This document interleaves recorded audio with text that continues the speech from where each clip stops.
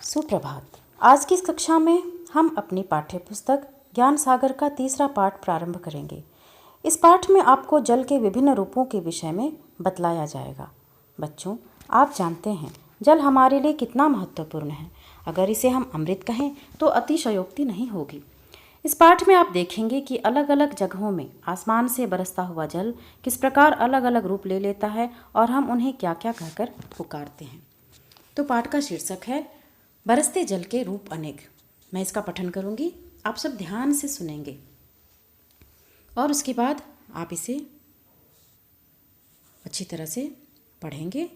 और बार बार का पठन करने से चीज़ें आसान होती हैं, मैंने पहले भी बताया है। तो आप इसे बार बार पढ़ेंगे, आपका उच्चारण इससे बेहतर होगा, आप इस भाषा को ज़्यादा अच्छी तरीके से सीख पाएंगे। बरसते जल के रूप अनेक। आकाश बादलों से ढका था, ठंडी ठंडी हवा चल रही थी। ऐसे सुहावने मौसम में राघव, परमीत, जफर और अमन मैदान में खेल रहे थे। अमन के दादाजी दूर से बच्चों को खेलते हुए देख रहे थे। वे बहुत प्रसन्न थे कि सभी बच्चे आपस में मिलजुल कर खेल रहे हैं। गेंद से खेलने का सिलसिला अभी शुरू ही हुआ था कि अचानक बिजली चमकने लगी। कुछ ही देर में बादल भी गरजने लगे। दादाजी ने हाथ हिलाते हुए बच्चों को वापस आने का संकेत दिया। अमन की नज़र दादाजी पर पड़ी। उसने अपने साथियों को बताया, देखो दादाजी बुला रहे हैं। इतने में राघव के गाल पर कुछ टप से गिरा। अरे, यह गोली सा क्या है? बारिश शुरू हो गई थी। दादाजी जोर से बोले, बच्चों चलो, ओले पड़ रहे हैं। अमन, राघव, परमीत और जफर सिर पर हाथ रखे अमन के घर की ओर दौड़ पड़े। दादाजी ने चश्मा उतारा और वे बाहर बरामदे में ही अपनी आराम कुर्सी पर बैठ गए। दादाजी बोले, बच्चों आज बहुत दिन बाद ओले पड़े हैं। अच्छा हुआ तुम सब चले आए, नहीं तो सिर पर टपाटप होती। बच्चे दादाजी की बात सुनकर खिलखिलाकर हंस दिए। देखते ही देखते बरामदे के आगे का खुला स्थान ओलों से भर गया।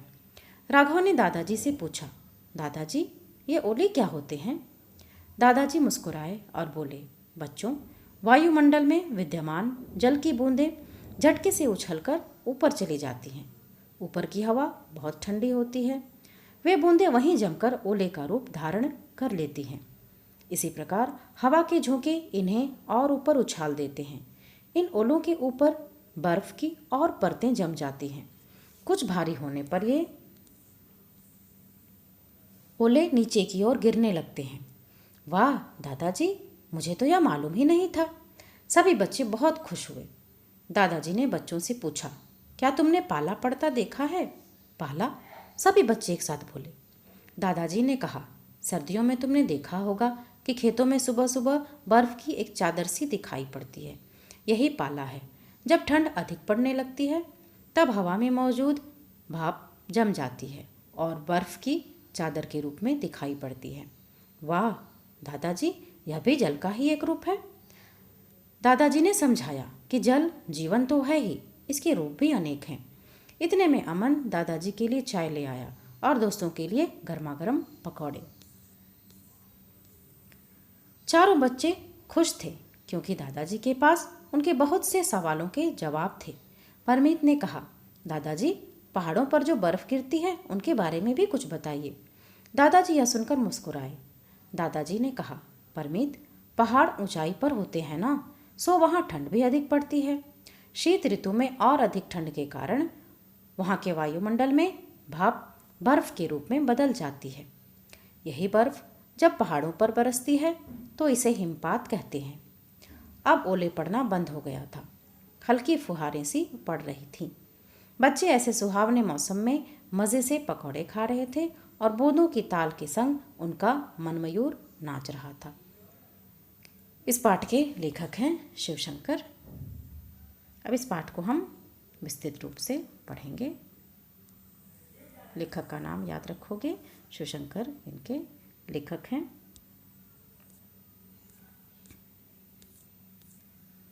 तो पाठ का शीर्षक ही है बरसते जल के रूप अनेक। सबसे पहले एक दृश्य है। आकाश बादलों से ढका था। ठंडी ठंडी हवा चल रही थी। तो मौसम कैसा था? आसमान पर बादल थे और हवा ठंडी थी। ऐसे सुहावने मौसम, ये मौसम बहुत सुहावना था।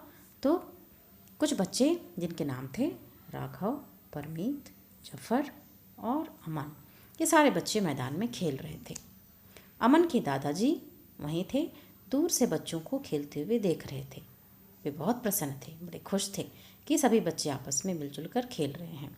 दादाजी को इनका खेलना अच्छा लग रहा था, बैठकर वे बच्चों को देख रहे थे। गेंद से खेलने का सिलसिला अभी शुरू ही हुआ था, तो सभी बच्चे गेंद से खेलना चाह रहे थे और उन्होंने बस शुरू ही किया था कि अचानक बिजली चमकने लगी। बिजली चमकने लगी और उसके बाद दृश्य बदलने लगा। कुछ ही देर में बादल भी गरजने लगे। दादाजी ने हाथ हिलाते हुए बच्चों को वापस आने का संकेत दिया। तो दादाजी ने ये भाप लिया कि मौसम बिगड़ने वाला है और बच्चे क्या होंगे, भीग जाएंगे। उन्होंने बच्चों को वापस बुलाना चाहा और हाथ हिलाते हुए बच्चों को वापस आने के लिए कहने लगे, संकेत देने लगे, इशारा करने लगे कि बच्चों वापस आ जाओ, मौसम ख़राब हो रहा है, मौसम बदल रहा है। तो किसकी नज़र पड़ी? अमन की नज़र दादाजी पर पड़ी। अमन ने देखा कि दादाजी हाथ से इशारा करके क्या कर रहे हैं, उन्हें बुला रहे हैं। उसने अपने साथियों को कहा, देखो दादाजी बुला रहे हैं, मतलब हमें उनकी बात मान लेनी चाहिए। बड़े बुजुर्ग जो होते हैं हमारे भले के लिए कुछ भी बोलते हैं। तो बच्चे बड़े आज्ञाकारी थे और इतने में क्या हुआ, राघव के गाल पर कुछ टप से गिरा।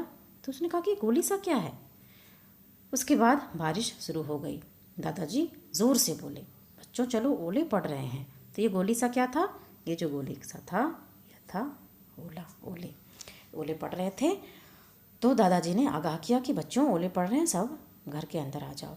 अमन, राघव, परमीत और जफर सिर पर हाथ रखे अमन के घर की ओर दौड़ पड़े। सिर पर हाथ क्यों रखा उन्होंने? कि ओले से बच सकें। अब दादाजी ने चश्मा उतारा और बाहर बरामदे में ही अपनी आराम कुर्सी पर बैठ गए। बरामदे पर बैठकर वे बाहर का नज़ारा देखने लगे और बच्चों से बोले, बच्चों आज बहुत दिन बाद ओले पड़े हैं, मतलब ओले हमेशा नहीं पड़ते, तो आज क्या हुआ है, आज बड़े दिन के बाद ओले पड़े हैं। अच्छा हुआ तुम सब चले आए, नहीं तो सिर पर टपाटप होती, तुम्हें सर पर ओले से क्या होता, ओले से चोट लगती। बच्चे दादाजी की बात सुनकर खिलखिलाकर हंस पड़े। तो दादाजी के इस मजाक को सुनकर वे खूब हंसे और देखते देखते बरामदे के आगे का जो स्थान था पूरा ओलों से भर गया। बहुत सारे ओले पड़े। राघव ने दादाजी से पूछा, दादाजी ये ओले क्या होते हैं?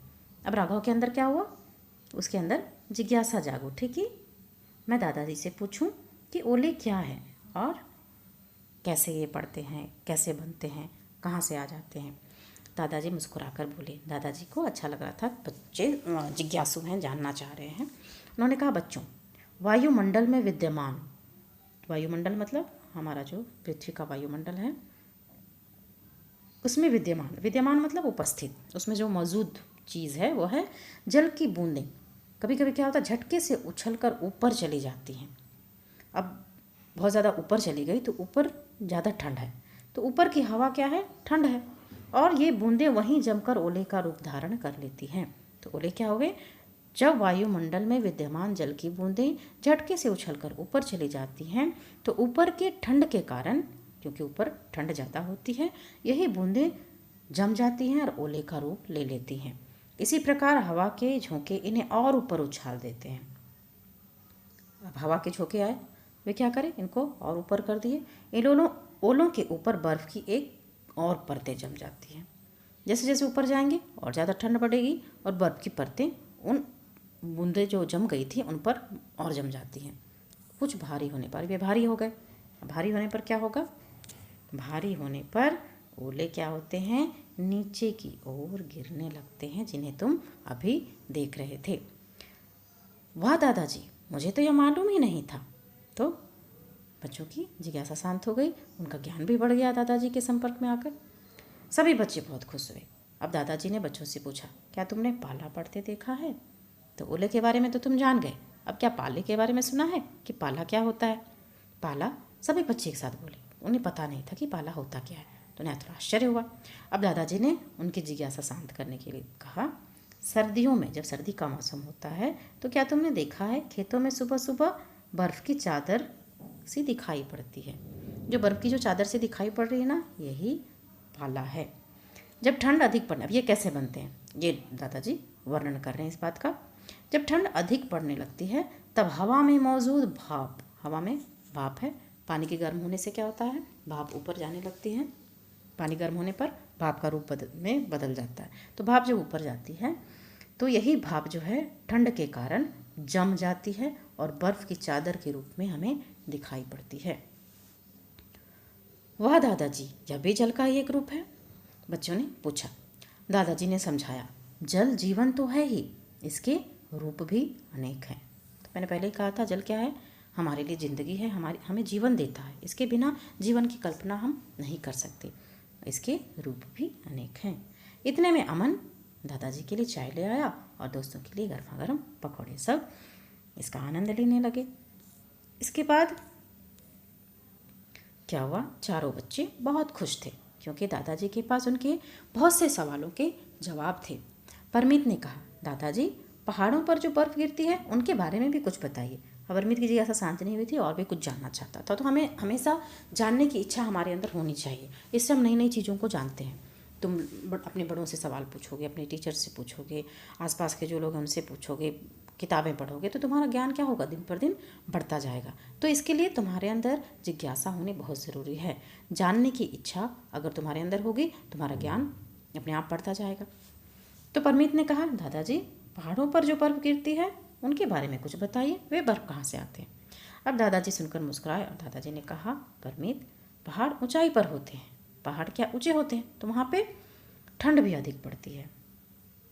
शीत ऋतु में जब ठंड का मौसम आता है तो अधिक ठंड के कारण वहाँ के वायुमंडल में भाप बर्फ़ के रूप में बदल जाती है। तो हम लोग जिस क्षेत्र में रहते हैं, यहाँ के क्षेत्र में क्या होता है, गर्मी के दिनों में भाप बनते हैं, जल के जितने भी स्रोत हैं, और फिर बारिश के मौसम में वे पानी के रूप में ही बरसने लगते हैं। पर पहाड़ों में ठंड अधिक होती है, वहाँ पे जो भाप होते हैं वे ऊपर जा कर के बर्फ़ में बदल जाते हैं। वहाँ पे वे जल के रूप में ही नहीं रहते हमारे यहाँ की तरह, बर्फ़ में बदल जाते हैं और बारिश के मौसम में यही बर्फ़ पहाड़ों पर बरसने लगती है, तभी से हम लोग हिमपात कहते हैं। तो हिमपात किसे कहते हैं, पहाड़ों पर बरसने वाली बर्फ़ को। अब मौसम फिर बदल गया, ओले पड़ने बंद हो गए, हल्की फुहारें से पड़ रही थी, बच्चे सुहावने मौसम में मज़े से पकौड़े खा रहे थे और बूंदों की ताल के संग उनका मन मयूर नाच रहा था। जब बारिश की बूंदें बरसती हैं तो हम सबको ये मौसम बहुत सुहावना लगता है, अच्छा लगता है और हम इसका आनंद लेते हैं। तो इस प्रकार लेखक शिवशंकर ने जल के विभिन्न रूपों के बारे में तुम्हें नई नई जानकारियाँ दी बच्चों और दादाजी के माध्यम से।